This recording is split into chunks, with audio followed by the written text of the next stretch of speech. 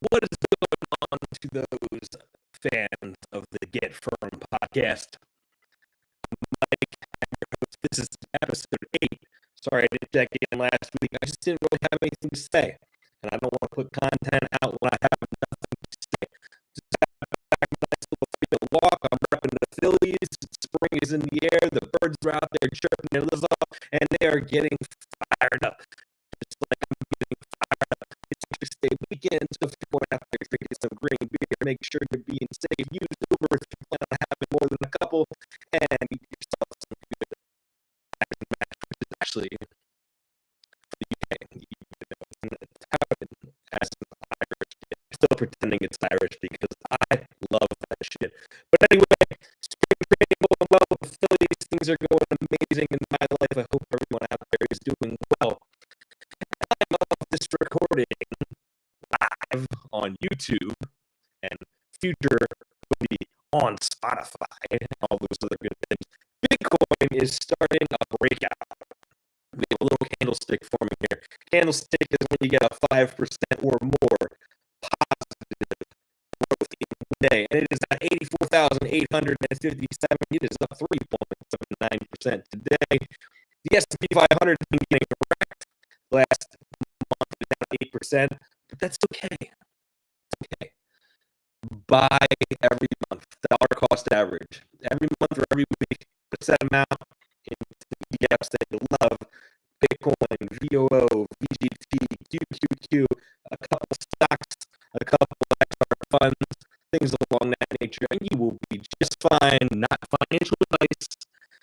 But yeah, Bitcoin is doing, I like that. I think that's a really good thing. I just saw REKT computing is up like 20% today. It's something you want to be looking into as well. Quantum computing is something that is going to be quantum computing, not quantum computing in the next 5 to 10 years is going to be right up there with AI, robotics, and all of those things, in my opinion. Saylor came out. He was involved in the Bitcoin Reserve conversation with Donald Trump and all of those guys, the other week, Howard Lutnick. But he said he thinks there's going to be, he said it with conviction, $1 million Bitcoin by 2030. And he's saying $50 million Bitcoin by 2045. You can look this up. This is crazy. This is what he's saying, and I think that might be a little ambitious.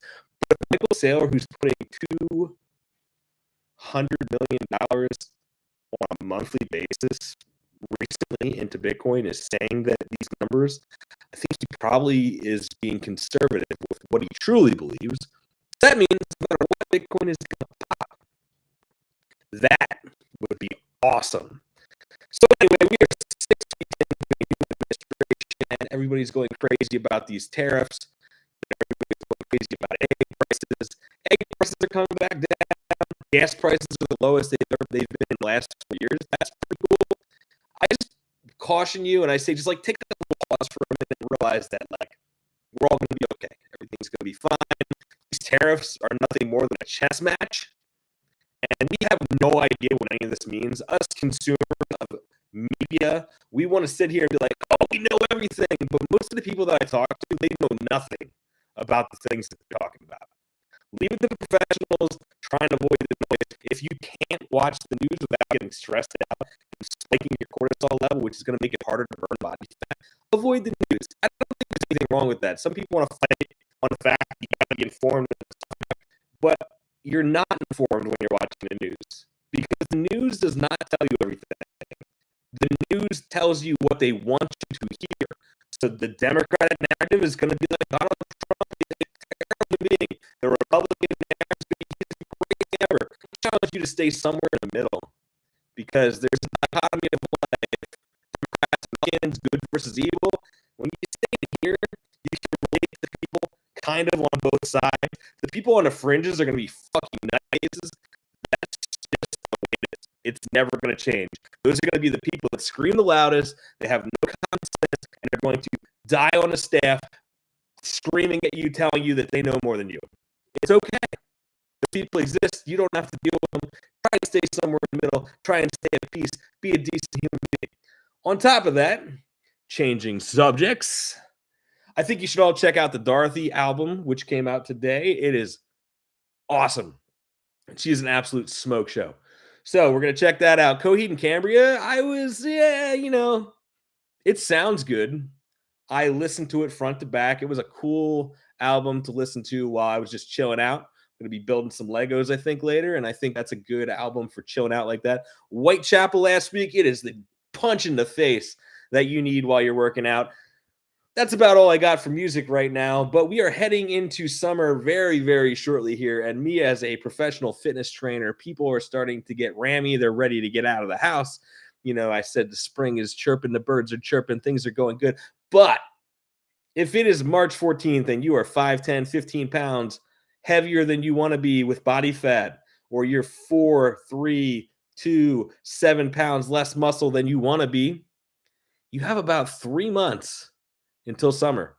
And in 3 months, you can actually do some pretty cool things, but you don't want to waste any more time.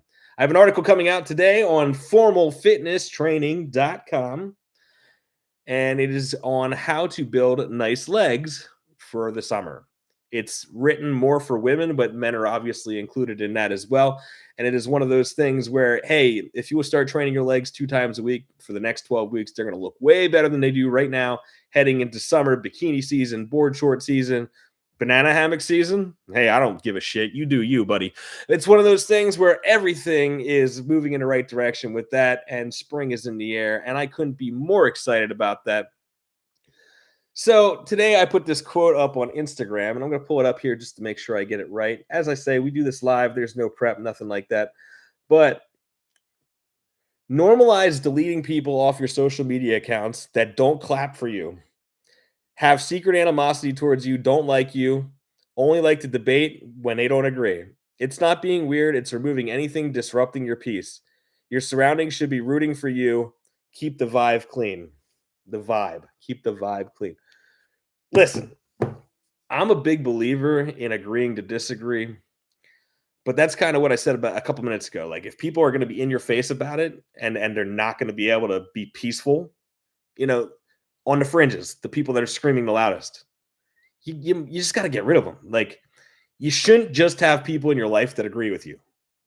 That is a fact. You should have friends that are Republican, Democrat, liberal, gay, I don't care, anything. And diversity. You should have people that don't look like you. You should be friends with all kinds of people. I recently became friends with a Spanish man who doesn't speak hardly any English. So we use Google Translate. And then when we see each other in a gym, it's like, "What's up, man? How you doing?" We do the best we can to have a nice conversation, but like, we smile, we shake hands, we fist bump, and it's awesome. It's actually been one of the coolest experiences of my life to actually grow some fucking balls and talk to somebody that doesn't speak my language fluently. That is growth. That is how we all get to the finish line. This, "Oh, I'm the greatest thing in the world." Fuck that.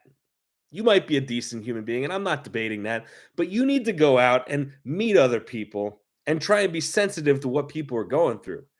And that's what's important. If we can do that, we grow. And it doesn't matter who the president is. It doesn't matter what Congress is doing. It doesn't matter what all that stuff is happening, because we all like to think it affects us so much. But here's the thing: if you focus on your own environment and you get the people around you to be happy, healthy, fit, wealthy, that stuff's going to matter way less. And I think that's the point of today. Take care of you and the people that are around you. And then once you're in a good, stable mental space, go out and try and have conversations with people that aren't like you. Because if you do that, you will grow as a human being. You will learn so much. And tomorrow will be a day, no matter what is happening. That needs to be normalized. I think it needs to be normalized. Go on Instagram, find some people from Germany, find some people from the Ukraine, find some people from Ireland. Most of them speak English. Make a friend, follow somebody, support their business. The tariffs can't prevent that. If somebody from Germany has an apparel company for fitness, buy their apparel. Support globally. Support the United States and support small businesses. Also, don't be a dick. Thanks for checking out the Get Firm podcast. I will see you the next time I feel like doing one of these. Out.